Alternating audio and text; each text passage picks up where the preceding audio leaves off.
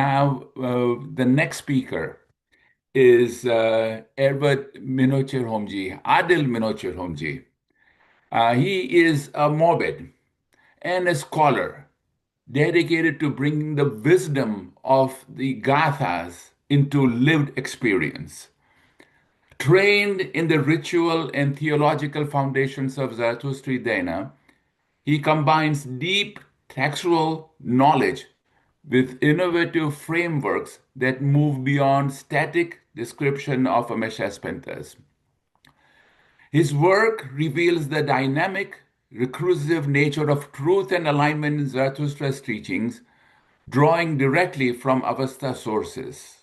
Through lectures, writings, and community dialogue, he engages both youth and elders, showing the Dana as a living pattern that grows, resists, converges, and returns with memory. In his approach, Amisha Spenta is not only to be spoken of, but entered and embodied in daily life.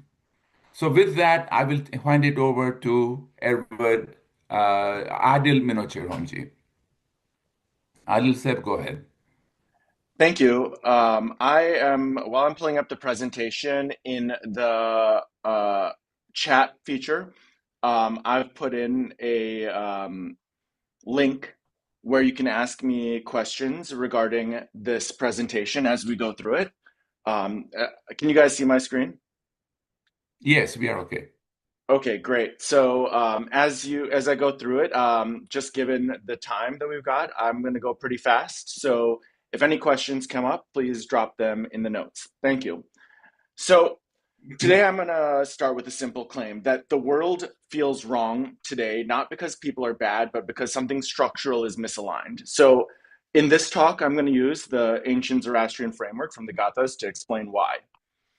But before we begin, what you're going to see is a very compressed version of a framework that takes much longer to walk through carefully. So in 10 minutes, I can show you the map, but I can't really let you walk around in it. So if something feels unfinished, unsettled, or too sharp to resolve, that's just the cost of compression. Please leave notes or questions in the Q&A tool from the chat feature. So the purpose here isn't to convince you, it's just to kind of provide some orientation. So the presuppositions to this entire chat are the axioms of Shambhavu and Yathavaryo. So Shambhavu just briefly says the truth is primary. Yathavaryo says authority is legitimate only when it acts from understanding and protects the vulnerable. So everything else in this presentation is going to assume that this is the translation that I'm going with. So right now, we live in a world where something's off. The feeling around hollow words, shifting rules, punished obliviousness isn't confusion. It's just what you feel like when you live in a system that no longer tells the truth. You know, if you're familiar with George Orwell's 1984 book, we know we blame corruption or politics, but in my opinion, that's too shallow. What breaks first isn't morality, it's structure. In Gothic terms, collapse doesn't necessarily need villains, it only needs a distortion. So, Orwell described effects, but he didn't really go into the causes. So the symptoms are not the root cause. So each slogan worked because truth had been displaced in that book. Whereas Zoroastrianism, in terms of the Gathas, names the missing counterforces that would stop this. In this presentation, I'm going to primarily focus on two of them, Asha and Kshathra. So the Gathas ask one main question: what must exist for a world to make sense? They identify truth, wisdom, and power in that order. Every society has some configuration of these. The world can exist in many forms. Each element can be present or absent. In terms of this presentation, that gives us 8 possible worlds. But if we look at actually every single Amesha Spenta, as you can see in the footnote, 2 to the 8th power, that's 256 possible forms. But I don't have time for that in this presentation, so I'm going to focus on just these 3. So if we look at just Asha, Mazda, and Khshathra, the each row of this is a real livable world as is described in the Gathas. I'm just going to walk through them really fast. So if you notice any patterns, just feel free to ask questions or put them in the comments. So let's start from the beginning. When truth, authority, and power all fail, meaning collapses. People stop arguing about facts and start fighting over tone and intent. So nothing holds this reality together.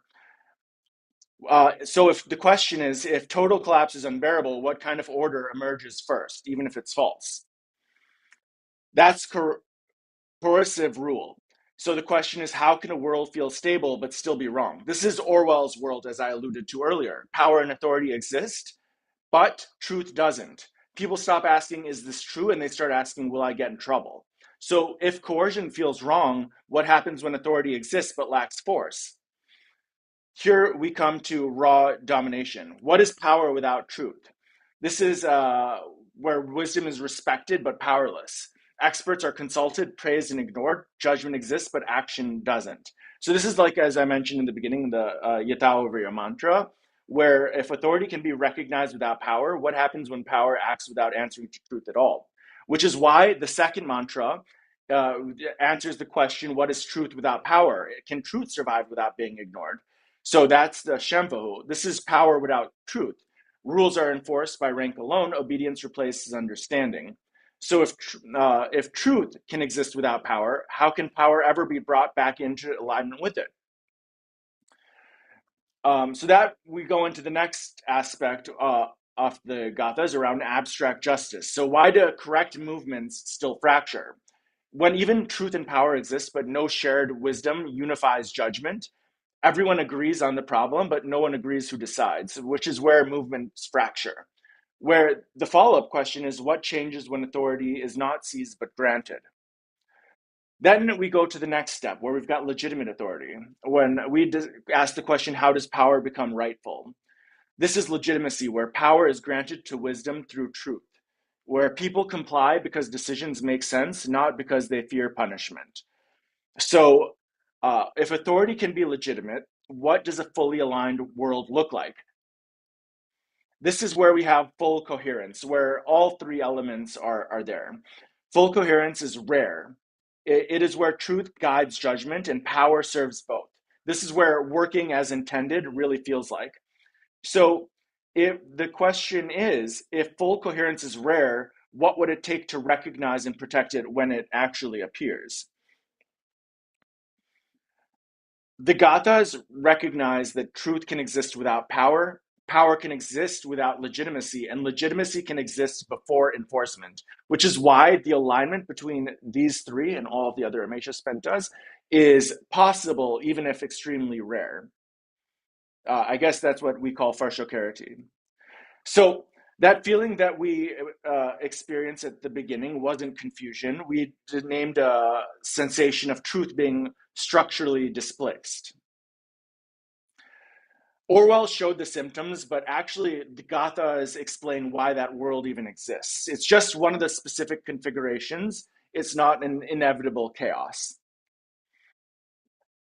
When we think about the Gathas, they really preserve truth even when it is powerless. They don't collapse reality just because power refuses to protect it, which is actually discipline. It's not despair. So I told you in the beginning, we're going to have a map. So let's see kind of where we are. Now, there aren't many of us, as we all know, but this framework lets us tell coercion from authority, truth from noise, and power from legitimacy. A lot of people around the world can see something is wrong, but very few can say where. And if you understand the Gathas, they can kind of give you that diagnostic capability. So now that you have the map, where do you think that you're living right now? I don't have that answer for you, but this Gothic map, if you read it, lets you diagnose without slogans. At the Bronze Age collapse, Zarathustra asked, what makes a world make sense? We're still living inside that question. The Gathas don't tell us what to think, they tell us that thinking itself is possible. So going back to the original question, we've got two tests. We've got a Shemvahu, which is a truth test, and Yathavriya, which is an authority test, which leads back to both of the Amesha Spentas around Asha and Khshathra. So before we wrap, I know this was a significantly compressed version. If there's any interest, I can expand this into a presentation that walks through the entire map slowly with more examples and time for discussion. Um, no obligation, but if anybody's interested, just throw it in the Q&A or just show a quick show of hands.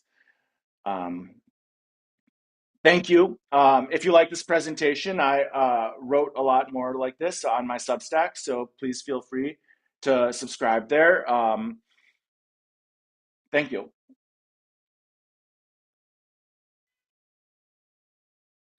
Okay, thank you very much, Adil Minochurhamji, Erwat Adil Minochurhamji, for this excellent presentation. And now we move to